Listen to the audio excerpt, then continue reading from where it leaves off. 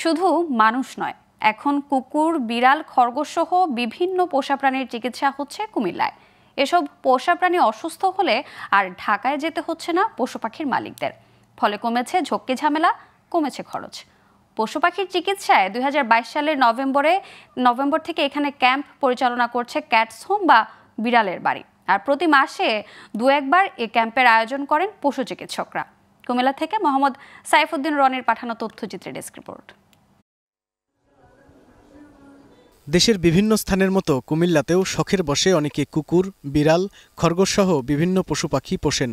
যত্ন নিলেও প্রায় এসব প্রাণী বিভিন্ন রোগে আক্রান্ত হয়, তখন প্রয়োজন হয় চিকিৎসকের। কিন্তু একসময় রাজধানী ঢাকা ছাড়া কোথাও পাওয়া যেত না পশু চিকিৎসক। তাই কুমিল্লার পশু পাখি প্রেমীরাও তাদের পোষা অসুস্থ প্রাণীর চিকিৎসার জন্য নিয়ে আসত ঢাকায়। কিন্তু 2022 সালের নভেম্বরে নিয়মিত পশু পাখির চিকিৎসার ক্যাম্প হওয়ায় পশুপ্রেমীদের আর আসতে হয় না ঢাকায়।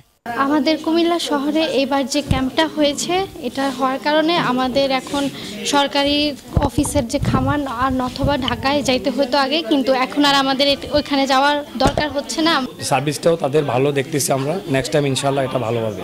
কুমিল্লায় বসে এসে ওদের ভ্যাকসিন নিতে পারতেছি, কারণ কুমিল্লায় ছাড়া কোনো ক্লিনিকও নাই, ভ্যাটও নাই। এসব পোষা প্রাণীদের নিয়মিত দিতে হয় ভ্যাকসিন। বিশেষ করে বিড়াল, কুকুর ও খরগোশের জন্য এসব ভ্যাকসিন বেশি প্রয়োজন। কিন্তু নিয়মিত পশু চিকিৎসার ক্যাম্প হওয়ায় ভ্যাকসিন বা অস্ত্রোপচার করা সহজ হয়েছে বলে জানান পশুপ্রেমীরা। টমসন ব্রিজ যে পশু হাসপাতালটা ছিল, ওখানে নিয়ে যেতাম, কিন্তু ওনারা ভালো করে দেখতো না। যদি আমাকে ঢাকা যেতে হতো তাহলে আমাকে অনেক অর্থ ব্যয় করতে হতো, অনেক সময় ব্যয় করতে হতো। তাই এই জন্য আমি অনেক খুশি আজকে কুমিল্লাতে ওনাকে পেয়ে। এসব পশু পাখির চিকিৎসা নিয়মিত দেয় ক্যাটস হোম বা বিড়ালের বাড়ি নামের একটি প্রতিষ্ঠান। মাসে 2 বার কুমিল্লায় ক্যাম্প হয় তাদের। কুমিল্লাবাসীর পোষা প্রাণীর প্রতি আন্তরিকতা দেখে মুগ্ধ চিকিৎসকরা। তো আমার বিশ্বাস আস্তে আস্তে কুমিল্লার এই প্ল্যাটফর্মটা ইমপ্রুভ হবে। রনি ভাই নিজেও এই ব্যাপারটাতে বেশ সবাইকে সুপরামর্শ দিয়ে থাকেন। ক্যাট কেয়ার হোম আছে, যেটার নাম হচ্ছে বিড়ালের বাড়ি। বর্তমানে কুমিল্লায় বেশ কয়েকজন চিকিৎসক নিয়মিত পশু পাখিদের চিকিৎসা দিচ্ছেন। তাদের সেবায় সন্তোষ জানান কুমিল্লার পশুপ্রেমীরা। Global television news desk.